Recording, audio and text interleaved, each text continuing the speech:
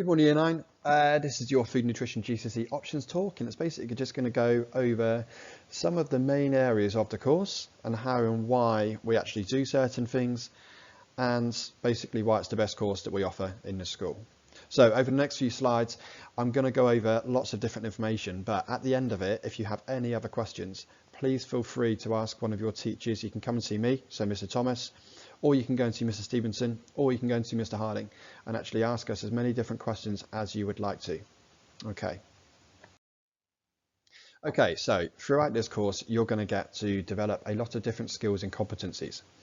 Now, if you're taking food already in Year 9, you'll know that you will have a wide opportunity to make foods. So there's a massive area of practical experience which you will gain throughout this course.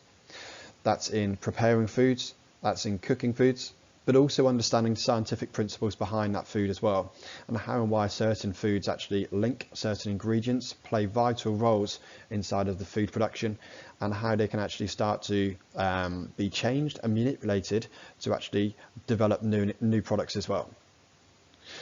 The course will allow you to release your creative flair. So as you develop through Year 9 and go into Year 10 and into Year 10 into Year 11, you'll actually be able to put your own stamp on your foods as well. So what I mean by that is, if you're making something and you wanted to add extra components to it, let's say you're making a curry and you wanted to make onion bhajis or naan breads, by all means, okay, that is completely the direction we want you to actually travel. So it's all about you actually taking ownership of your foods, and as we progress through the course, you developing that as well and developing your confidence in what you want to actually produce. Ultimately though, this course will provide you with a life skill. Now, unless you're lucky enough to actually live at home forever, win a lottery and pay for someone to do it, you're going to have to be cooking for yourselves at some point. Now, I personally love cooking. I love cooking for myself and other people and seeing the enjoyment it brings, but actually that might be something that which you want to develop as well. And this course will help you to promote that. It will demand you to start thinking independently though, and actually thinking for yourself and planning ahead. Now, when you get to Year 11, by that time you will be taking a practical task, and that's a 3-hour practical exam. And within that exam, you're going to have to plan out every minute from start to finish to make sure that you can produce 3 dishes in that time. Now, it's an amazing exam for me to watch and actually invigilate, but it's also a great experience for students, and they've actually loved it in the past, being able to start from something and within those 3 hours actually follow their plans right to the end as well. Okay, so just a quick overview of the course content. So there are 5 main core topics. Okay, throughout the course you will, and again if you've already been studying it in Year 9, you'll be used to doing some of this theory, but it will develop in Year 10, whereby your theory lessons will cover food, nutrition and health. So everything to do with the body, the diet, macronutrients, fats, carbs, protein, etc., and how and why they work and why we need them. Food science, so actually looking at the role that which certain ingredients play in our food production. Food safety. Now, food safety is something which we will cover within theory lessons, but also that naturally gets covered, as most things do, throughout your practical experience as well. Food choice and food provenance. So food choice, that's going to be about how and why we choose certain foods, depending on the type of year. That could be religious reasons though. It could be a multitude of different ethical reasons as well. So we'll start to actually look at some of those reasons. And food provenance. And food provenance is all to do with sustainability. So that links in really well if you're thinking of taking geography as well.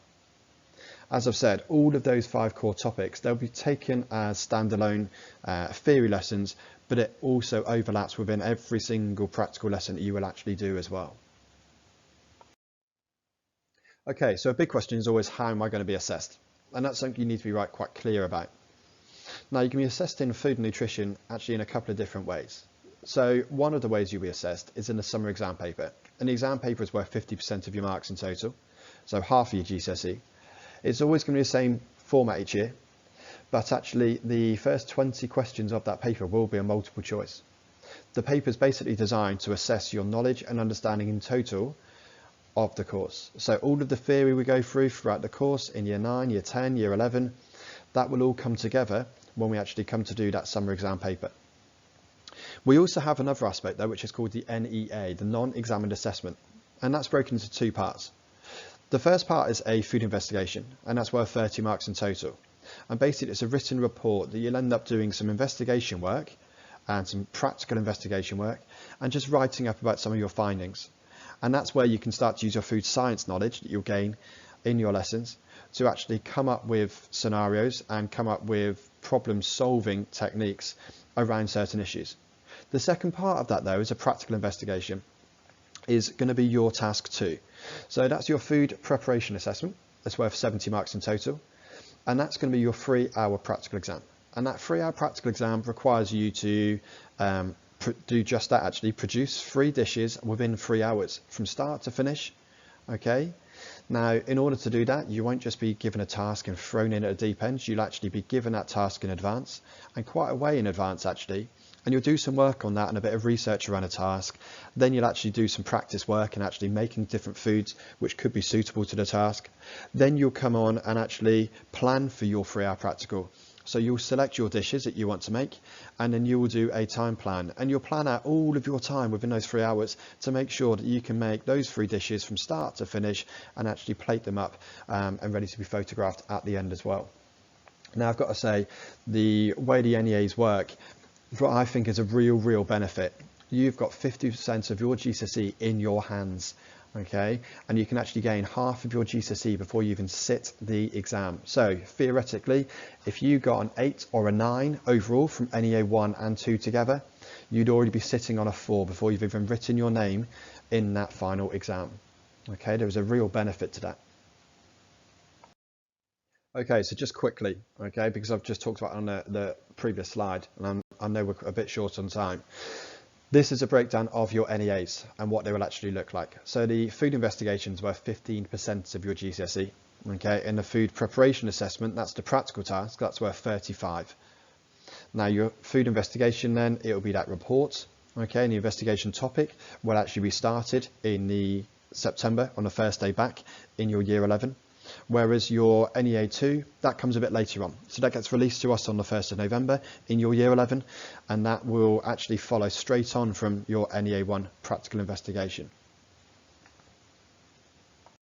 Okay, so just coming towards the end, I just want to talk a bit about potential careers then in the food industry. Now, food could take you in many different ways. So this course, you might want to take it just because actually, do you know what, you're really interested in sport and nutrition, and actually you want to start developing your knowledge of sports and nutrition. So if you're thinking about taking GCSE PE, this goes hand in hand with that.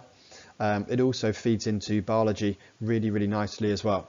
Now, there are so many potential careers in the food industry, and it's the largest growing sector in the country. So you can take this any way you want, from being a teacher like myself to becoming a chef. You could actually take it down the NHS route if you wanted to, and actually go into some sort of diet or nutrition or health within that sector. Okay, it really does open up a wealth of different doors, and there are so many different opportunities from taking this course. Okay, so I'm going to finish, and this is the last slide I'm just going to show you. This is just some of the products that have been produced then from our NEA 2, so the practical task exam. As you can see, there's a range of different foods, and these will all be produced by students themselves, but actually they will be ideas from students themselves as well. Now, I'm just going to leave you on this slide, and just also please just remind you, if you have any questions about what this GCSE is, if what I've said over the last however many minutes does not make sense, then please just pop up, come and have questions, and ask either Mr. Harding, myself, Mr. Stevenson. Okay, we're pretty much living in our food rooms. So yeah, come and find us. Right, it really is an amazing GCSE that will provide you with so many different opportunities as well. Thank you very much for your time.